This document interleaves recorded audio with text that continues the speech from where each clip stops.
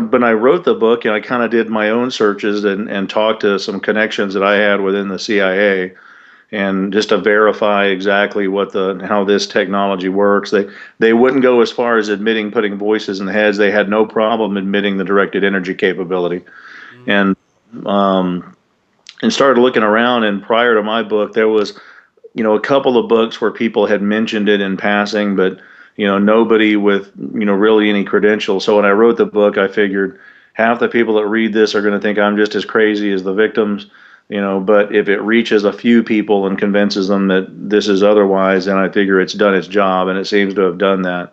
I've got a second book that's in editing right now called Guinea Pigs, Technologies of Control, which kind of goes more into the history of how it became, and kind of okay. at least what I see is probably going to be the only way out of it. So Okay.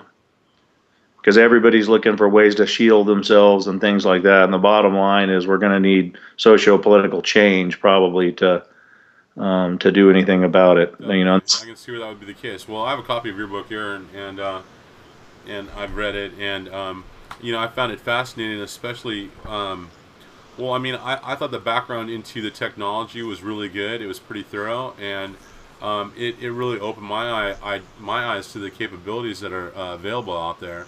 But what just blew my mind was just your personal narrative in here and what you went through. I love to touch on some of this stuff, you know, during the interview as well. So feel free to reference that if you like. But Okay. I just, it just boggled my mind how that was possible, and the things that they did, and the monotony to it, and how it just happened over such a prolonged period of time. Um, Well, and that's what kind of, I have a pretty good connection with SAPD here. okay. So when I went to the sex crimes department, the lieutenant in charge had been a patient of mine and was a friend of my father's who was retired SAPD. And he told me straight out. He said, if I heard this story from anybody else, I'd think they're crazy. But you've had my life in your hands, asleep on the table for surgery. I do anesthesia. Right. And he said, but coming from you, and your story's never changed. And so they went through ICE and tried to see if any of this video, if they were videoing any of the sexual assaults and putting them anywhere. And basically, in the end, they basically it's almost kind of like this former FBI guy is allowed to do it, Uh, sort of, which is like what I kind of wondered all along. Because if I went following people around and tampering with their cars and standing around their front doors, I'd be arrested pretty quickly. And these guys were so brazen. This wasn't surveillance from afar, or I kind of think that car's following me, or I kind of think that person's following me. These were people literally standing in front of our windows right until you would come walking down the sidewalk, and they would run and jump in a car, or three cars following me, moving, jockeying around at 2 in the morning on a weekday, you huh. know, coming home from her house and shooting the finger at me when they would drive by, or trying to block me in until I'd finally maneuver my way around. And the only good thing about being in Texas is what ended the stalking was when the sheriff came out to my house and said, you know what, you live in a rural area. If it's nighttime and they're on your property, shoot them. And there was not anything that was questionable about what was going on. Yeah. So, Well, good for you for defending yourself, and I mean, obviously, it sounded like you had to based on what you experienced. I mean, that was just horrendous. I couldn't believe the levels that they went to. But let's dive into some of that. But okay. first, maybe we'll just start with some of these questions that I have laid out here. Paul and I put these together, so that's where they come from. So it's kind of an overview, but basically, why don't you just start by explaining what the problem is as you see it, and the ways in which classified technologies are being used on targeted persons. Kind of a general introduction to Well, that. from my experience, it seems to be a form of remote neural monitoring is one of the terms we use for it. The other term is psychotronic weaponry that has been designed to interact with the human nervous system in order to remotely pick up on someone's neural network or EEG, and not only receive that and monitor it, but manipulate it and place it back into the victim to control their emotions or control their actions or bodily functions for that matter. The other more recent term we have for that is EEG heterodyning or EEG cloning. The difference between EEG heterodyning and EEG cloning would be, let's say, me remotely receiving your EEG and then duplicating it and putting that in another person to give them your same thoughts or feelings or physical reactions. EEG heterodyning would be receiving your EEG, manipulating it to put it back inside your head to give us a desired physical reaction or emotional reaction.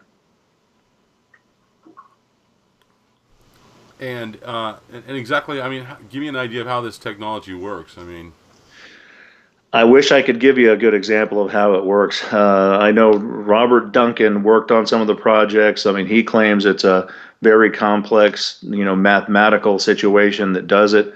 The bottom line, though, at least from what I've been told, is that it's mostly based on Robert Malik's patent of remote neural monitoring, in which he found that if you shoot two dissimilar frequencies into the human brain, that the human brain will actually create an interference frequency as it tries to duplicate the two dissimilar frequencies, and the interference frequency that gets transmitted back out of your brain can be decoded and your EEG digitally manipulated out of that. Now, and that patent came out in like 1974. It was Malech, Robert Malik. And it was actually invented as a way to monitor pilots. That way, if you had a pilot that was falling asleep or a pilot that was starting to hallucinate, they could see that remotely and then stimulate the pilot to wake him up or to bring him out of a delusion, especially fighter pilots that are on, continuously long missions. It appears to be mostly being done in that way. Now, one of the more scary things that's come to light lately is the way the NSA is monitoring our computer systems, and they're doing that with continuous wave radar, or CWR. Lately, there's been a program of interdiction where the computers and smartphones and things are actually gotten before they actually reach our shores for sale, and are being implanted with a particular type of implant. One of them is called a cottonmouth, at least for PCs, and that's a small chip that actually goes into the cord between the computer and the monitor. And when that chip is hit with continuous wave radar, it will begin to transmit up to 8 kilometers away whatever data is being sent from your computer to your screen. It may be monitored in real time, or it may just be data that's collected, automatically without anybody actually watching it. But one of the thoughts that we have is that it might be continuous wave radar being used on humans as well.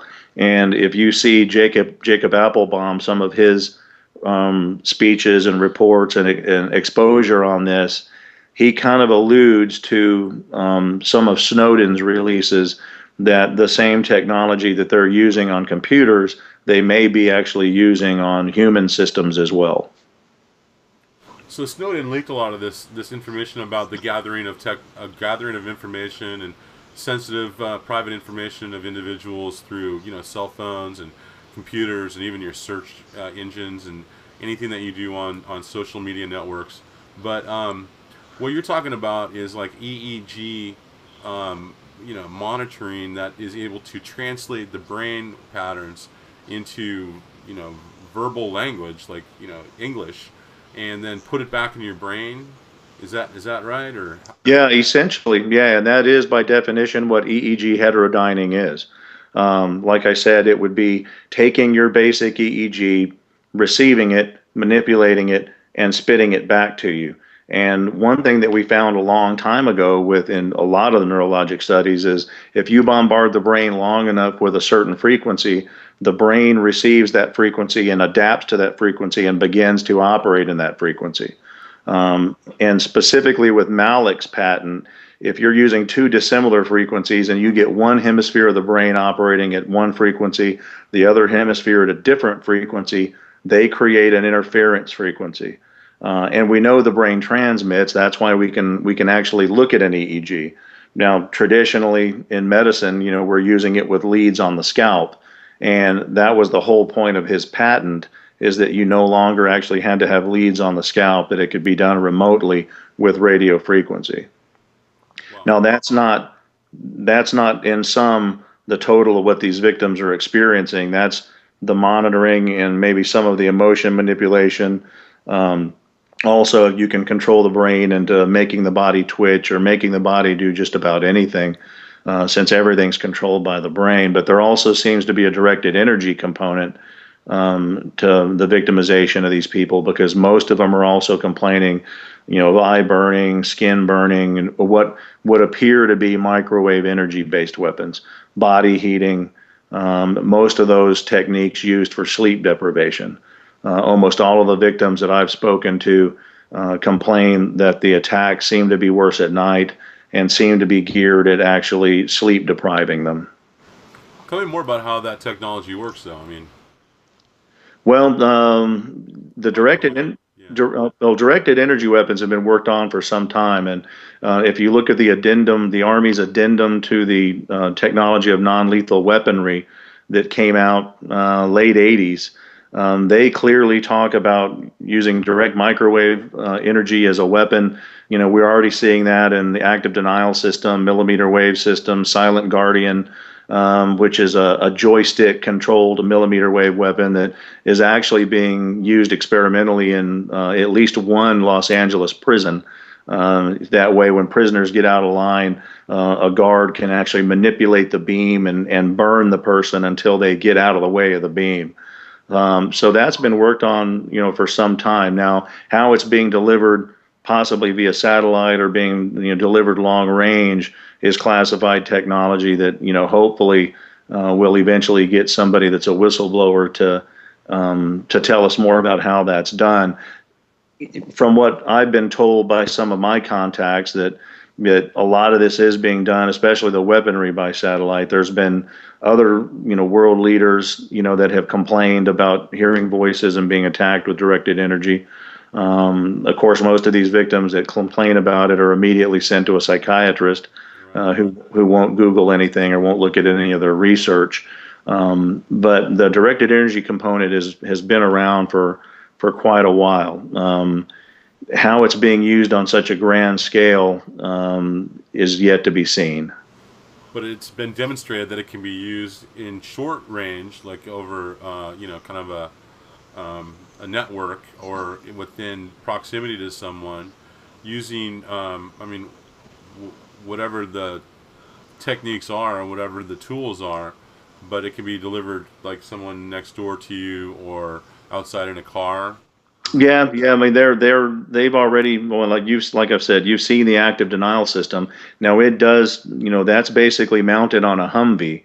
As far as what I've seen, a lot of victims complaining about possible handheld directed energy weapons that are being used on them by possibly by a neighbor or someone from a car. I think most of what we're dealing with in the victim population is probably satellite based, or something much more remote than that. I know in my personal studies, I've actually taken victims onto a ranch here in Texas where there's no power lines, there's no cell towers. You can do RF scans on the property and see that it's pretty clear. And these victims still hear voices, they still get attacked. I've done the same thing by taking victims in a boat into the Gulf of Mexico to escape the possibility of it being handheld weapons or neighbors. They still hear voices, they still get attacked.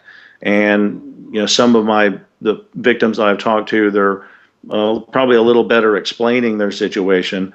Have even got on planes and flown to other countries. I had one victim who's pretty well off financially, that actually flew to Cuba to try to get away from this, and was still hearing voices and still being attacked even in Cuba.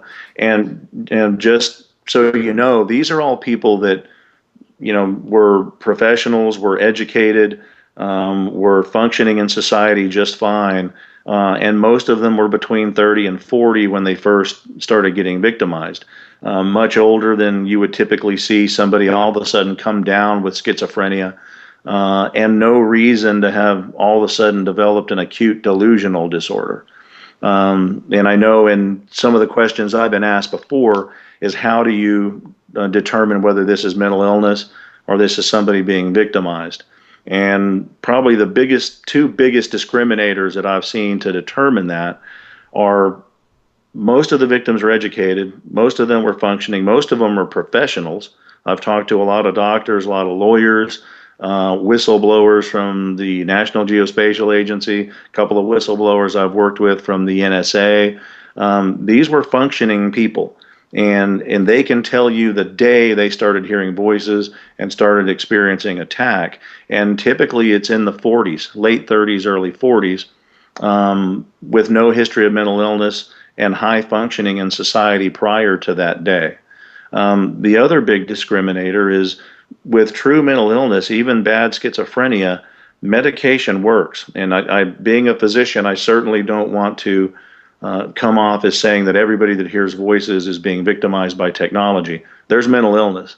Schizophrenia exists. Schizophrenia usually responds to medication. And in some of these victims that have been forced either by a licensure board or by their occupations, in a job setting to seek psychiatric help, many of them are placed on medications meant for schizophrenia or for delusional disorder. And so they're stuck on these medications and they're still being attacked and they're still hearing voices. The symptoms won't subside with traditional psychiatric treatment. It's fascinating. Yeah, I know from my research that schizophrenia doesn't it typically set in around late teens, early 20s. Yeah, in a male, even younger than that sometimes. In a female, it can be a little bit older, into the mid 20s. And the bottom line, and even most psychiatrists would agree with me, that true schizophrenic people are kind of those people that were never right. I mean, they were weird kids. They grew up into weird adults. But it typically schizophrenia does respond to medication. It's the problem is once they're better on their medication, is they feel like they don't need their medication and they come off of it, then they go back into acute schizophrenia. But with these victims, a lot of them are being, mandated into psychiatric treatment, and they're taking medications that are geared for delusional disorder or schizophrenia or paranoid schizophrenia, and they're still being attacked and they're still hearing voices. One good case in point was another physician here in Texas, was a cardiologist that came to me for help, and he unfortunately went to the Texas Medical Board and told them, I think I'm being victimized because I'm a physician. Have you guys ever heard of this before? They immediately called him in, suspended his license, put him through a month psychiatric stay. With some legal help and several hearings, he got his license back, but is mandated to be on psychiatric medication. And talking to him after all this happened, he still has people parking in his driveway, shining bright lights through his house. He's still hearing voices, and he's still being attacked with what he perceives to be directed energy, despite treatment. So that's a pretty big discriminator. And this is a man who was in his 40s, who had the intelligence and the psychiatric stability to get through 4 years of undergrad, 4 years of medical school, and 6 years of cardiology residency. To all of a sudden at 45 or 46 become schizophrenic, at least in my mind, is an impossibility. Well, I want to talk more about the victims and what kind of people they are and why they might be being targeted. But let's talk a little bit more about some of the techniques that they use. Let's talk about some of the gang stalking that you mentioned and that you yourself experienced in your book. Can you tell me a little bit more about that? Sure. The kind of the old term, or the term that was used online the most, was gang stalking. I think in my book I even refer to it more as organized stalking, mainly because the term gang stalking, people kind of envision kids in matching leather jackets or something out of the Warriors movie, which is not what this is. It's truly organized stalking. These are where you'll notice people unknown to you. These aren't people hired by a loved one or anything traditionally, or not an ex-boyfriend or ex-girlfriend, but all of a sudden you notice, the same vehicles following you everywhere you go. people standing around your front door, standing around work, creating scenes in grocery stores around you where, they may be talking to someone else, within earshot of you, but talking about something you did or something you said to a loved one. And it's geared to let you know that there are people that know your lifestyle and know the specifics of your lifestyle. I think the organized stalking is done for two reasons. For one, it's a psychological warfare. It puts the person in a victim mindset. It also puts that victim down the pathway to a mandated psychiatric stay, because when they go around telling everybody that I'm being followed 24/7 by these people, and sometimes they'll tell neighbors or tell loved ones that they're FBI when they're not. So the victim starts telling everybody that they're under some type of federal investigation or federal surveillance, when usually I think this is probably being done by private investigators. However, it's private investigators, usually with former CIA or former FBI experience, and which is why they're being allowed to access the technology. At least in the case here in San Antonio, it was the PI group that we identified here. It was a former FBI fraud investigator that opened up his own private investigative agency after he retired. He hired nothing but his family members and pretty much advertises corporate espionage, and is the guy you turn to if you want to harass an ex-wife during a divorce proceeding to make her look crazy, possibly to get out of paying child support or get custody of your kids or to get out of paying alimony. Um, the other than getting you down that pathway to a psychiatrist and putting in you a victim mind state, I think the other function of the organized stalking is to GPS you by vicinity. Most of these victims think they're chipped because they seem to be able to be tracked everywhere they go. And we have found a handful of chips in people, but by and large, after looking at thousands of MRIs, and not only me doing some RF scans looking for chips, but ISA Act, which is an organization I'm affiliated with, has actually gone around the country actually scanning a lot of victims, doing radio frequency scanning. And while we will find radio transmissions either emanating into or from the victim, when you image those sites, we're not typically finding chips. Which leads me to believe that most of this is probably being done without any type of an implant.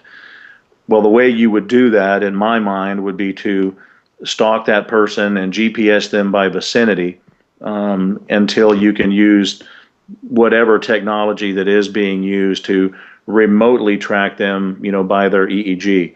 And there's other ways to remotely track someone by body imaging, by facial recognition. I've heard some of the people talk about now DNA resonance, which using continuous wave radar, if you bombard the human body with it, we all have a different DNA signature, and that can actually resonate and be received. So I think the organized stalking serves two purposes: victim mindset, as well as GPSing by vicinity. And a lot of this stuff actually happened to you personally. I mean, in your book, you even mentioned some pretty unbelievable things that were happening regarding surveillance techniques, the taking of doors off of their hinges and taken apart with elaborate cameras, small hidden cameras being inserted into them. Tell me more Yeah, about that. sure. In the book, I actually that particular incident was a girl that was doing some typing for me and holding on to some documents for me after I found out that my home was being broken into fairly consistently. I live in a rural area with no homes around me, so my house was pretty fair game for breaking and entering, and actually had sheriff reports of at least 16 times they came out with my alarm going off due to the inside motion detector being activated. They weren't kicking in the door, they were remotely opening my garage door coming through an attic access.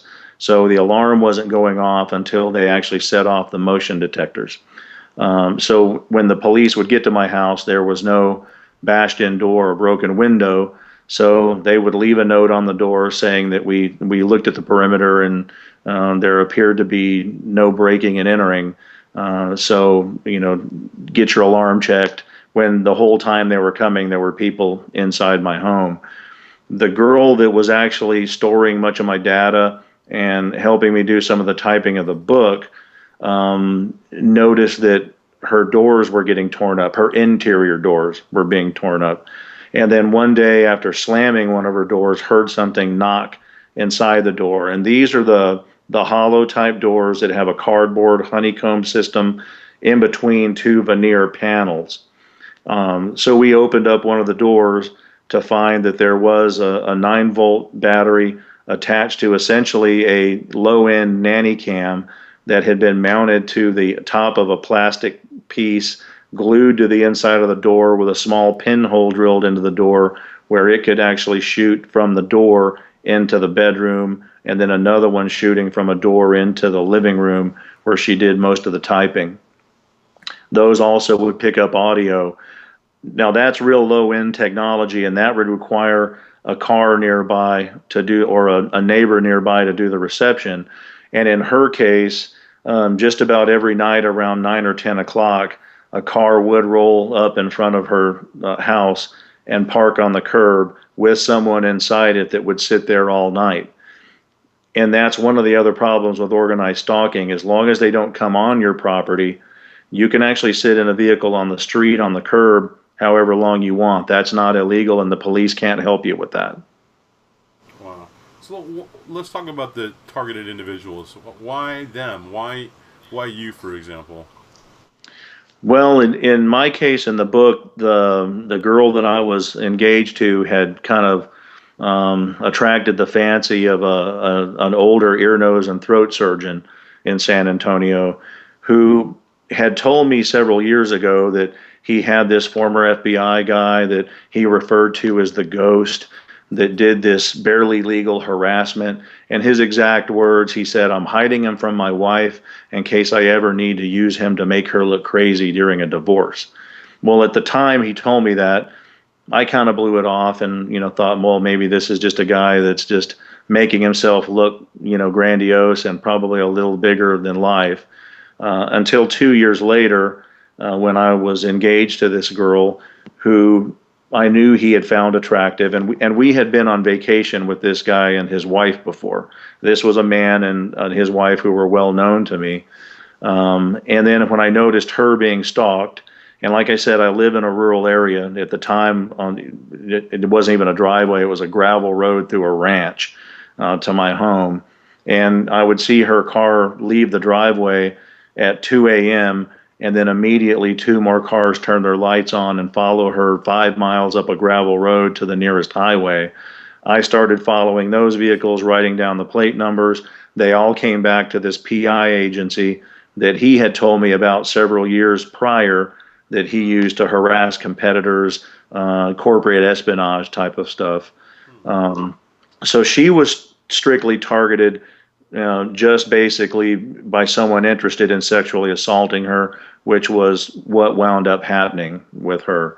Now, most of the other victims I've talked to, there almost seems no reason for their victimization. I have had a handful of whistleblowers from government agencies that have came to me that are being targeted for being whistleblowers. But by and large, most of the victims seem to be randomly selected. And at least from a medical standpoint, being a physician and a researcher, this looks to me to be experimentation. It's being done in every major city. It's being done methodically, like it's being done with a manual, an instruction manual.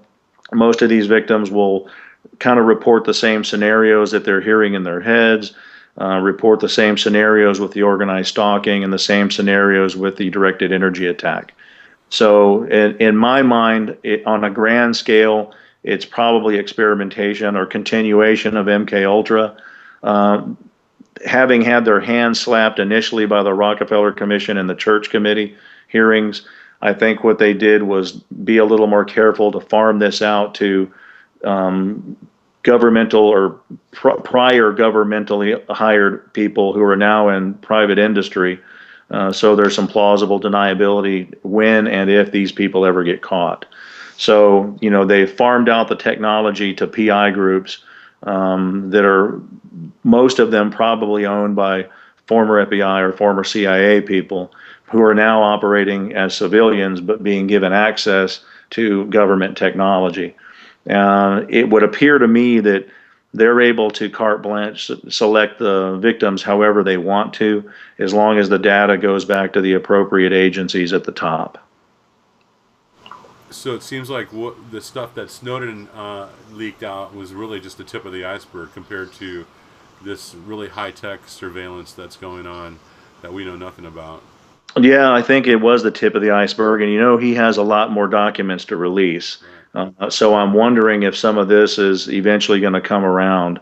Russell Tice had alluded to some of this when he was a whistleblower from the NSA. He had initially mentioned that it wasn't just phone calls going overseas that they were listening to, that they were listening to, pillow talk between, married men and their girlfriends, and basically kind of gave the scenario that they knew specific times that they could tune into specific phone calls and basically listen to, married guys and their girlfriends as entertainment.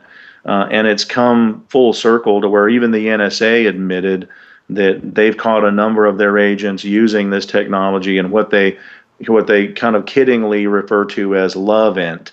Instead of human intelligence, human signals intelligence, SIGINT, love-int, where NSA agents are using this technology to spy on ex-wives or run the plate numbers and spy on girls that they possibly met or seen at a grocery store.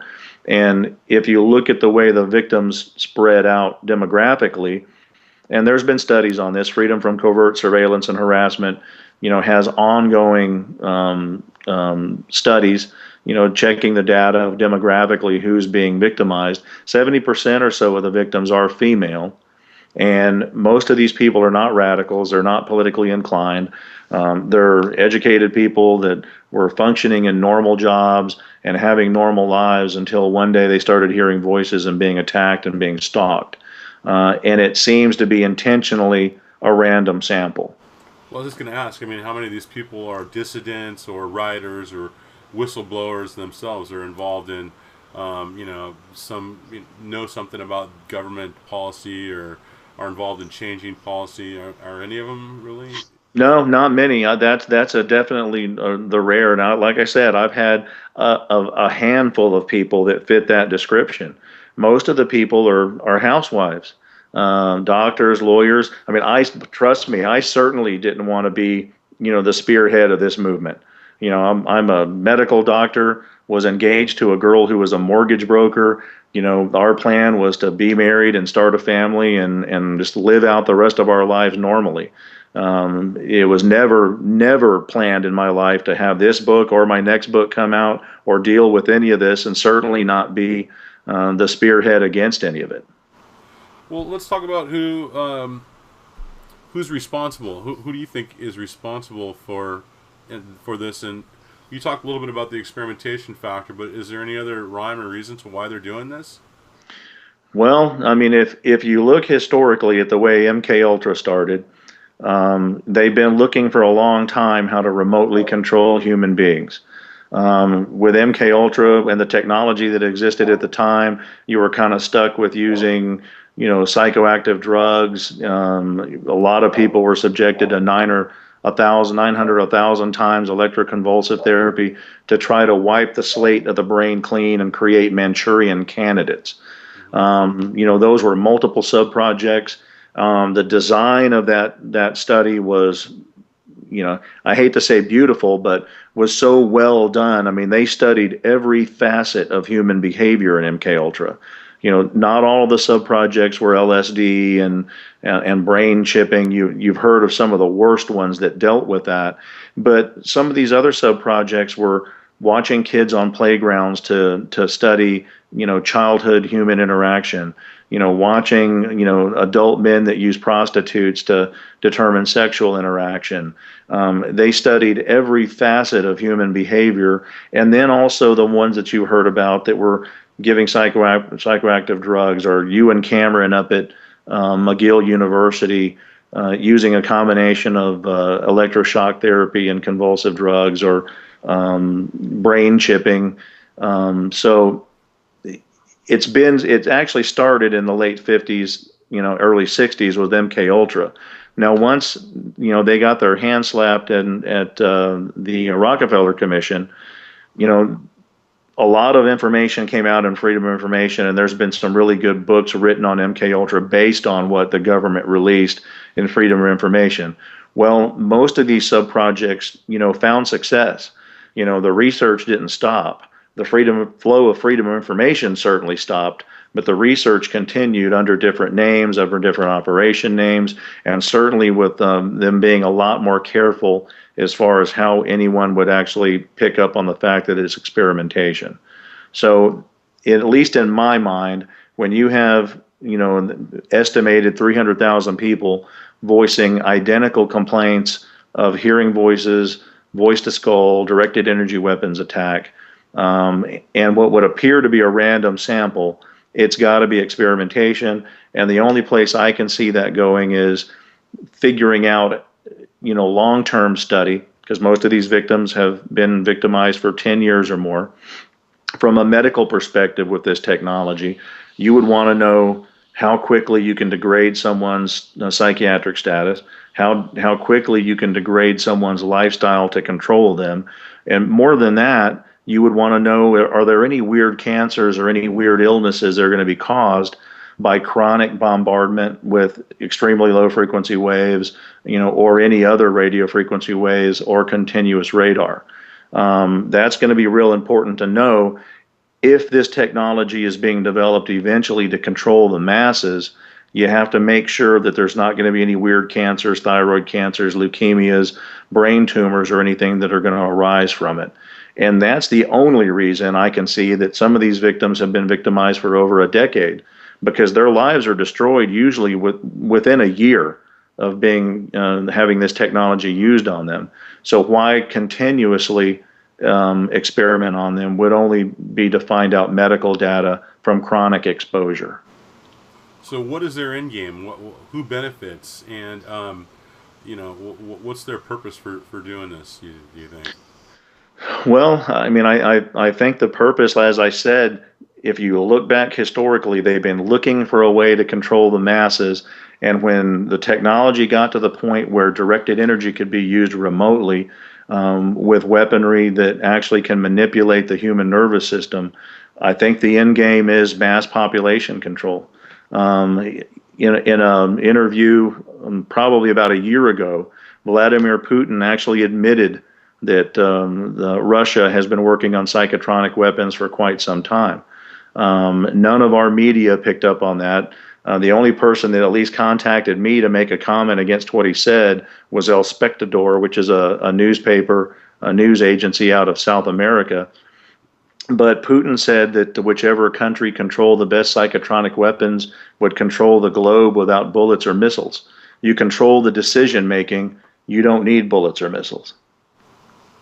So what can we do to protect ourselves? How can we? Are there tools to monitor, for example, microwave frequencies that are being emitted in a certain area or on an individual? And how do we protect? How can one protect themselves against? Well, most of the victims that I've talked to are looking for shielding methods. It would appear that most of this is being done with extremely low frequency waves, which are not easily shielded. You can shield those in a very well-made anechoic chamber. With ISA Act, we actually took people to Belgium and had access to a scientific research anechoic chamber. And those people did find some relief in the chamber, and we did notice some attenuation of the signals that were either coming off of them or going into them while in the chamber. And these people were victims that were studied next to controls that we monitored. And the controls, who had never experienced any type of electronic harassment, showed up negative. The victims actually still showed up positive. It did seem to be attenuated in a very well-made research anechoic chamber. Unfortunately, that's beyond the affordability of most of these victims. So shielding, I don't think, is going to be the way to go with that. What we need is education of the public. Once most of the public understands that this type of weaponry exists, it would be hard to degrade someone's life because they're going to know not to run to people telling people that they're under a federal investigation or under federal surveillance. Hopefully, avoid any psychiatric diagnoses which secondarily victimize the victim. As far as an end game to this, education, public exposure, awareness, and socio-political change. Unfortunately, we've come to a point in government where we have government that's grown too large. It's no longer, as people used to say, the government's supposed to fear the people. It's the other way around now. The people fear the government. We have a government that's out of control. And it's going to take people at least going to the polls and using their election choices to get people back in government with some ethics and some morals. Um, I think most of the Congress people know this exists. Most of these victims immediately send letters to their respective congresswomen and congressmen. Most of them return back with letters saying that they've never heard this or they don't think it's going on, or even at worst, getting letters returned to them recommending they see a psychiatrist. Dennis Kucinich mentioned this type of technology in a legislation he wrote for non-weaponization of space. Before the actual bill made it to Congress, all of the writing and references to psychotronic weapons, which were in the initial bill, were taken out. Even with that taken out, the bill didn't pass. Congress wouldn't pass the bill to not weaponize space. The other big thing in this country is we don't have legislation against experimentation by the government. We have a legislation called the Common Rule that's supposed to protect citizens from governmental experimentation. However, there's so many loopholes in the Common Rule that it's very easy for black budgeted intelligence agencies to have this type of experimentation with no known institutional review board and nobody overseeing the research. John Glenn, when he was a senator, tried to pass a bill making informed consent an absolute requirement for any federally funded research or experimentation, and Congress shot it down. They wouldn't pass it. You may remember a couple of years back, they had the Bioethics Commission's hearing. I spoke at one of those hearings. When the press released the fact that the Guatemalans had been experimented on, similar to the Tuskegee experiment with gonorrhea and syphilis, weaponized forms of gonorrhea and syphilis, it wasn't until that had media exposure that Obama appointed the Bioethics Commission. And their job was to find out if any non-consensual experimentation funded by the government was still ongoing in our country or abroad. There were 4 meetings. At each one of those meetings, there were well over 100 people in the public forum. Almost all of the people in the public forum were complaining of electronic harassment, directed energy attack, and hearing voices. Unfortunately, the people he appointed to the actual board to hear it were mostly apologist bioethicists from Harvard and Yale. I was the only person that actually got up there and pointed out the loopholes in the Common Rule that allows for non-consensual experimentation. And some of the writing in that legislation is such that it essentially says that it's okay to perform the experimentation as long as the experimentees are notified after the fact. And typically that's what you've seen done with our government. We did it with radiation experiments. When we flew radioactive clouds of iodine over major cities to see how quickly people would get thyroid cancer. As people came in reporting sickness, they were told they were crazy. Well, then when Clinton got to office, we had the Acre hearings. And he made all of these agencies put forward their data, and lo and behold, these people weren't crazy. They were getting leukemia, they were getting thyroid cancer, and they were getting radiation sickness. And that came to light.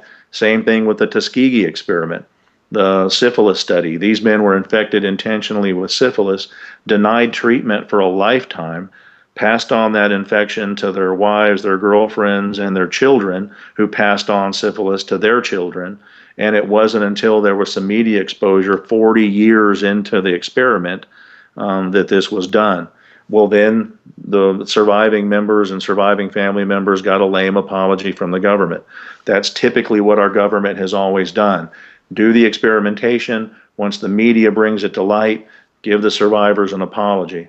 And that's one of the things that we're hoping to avoid with electronic harassment and this experimentation is bring it to an end while the victims are actually still around to show up at a hearing.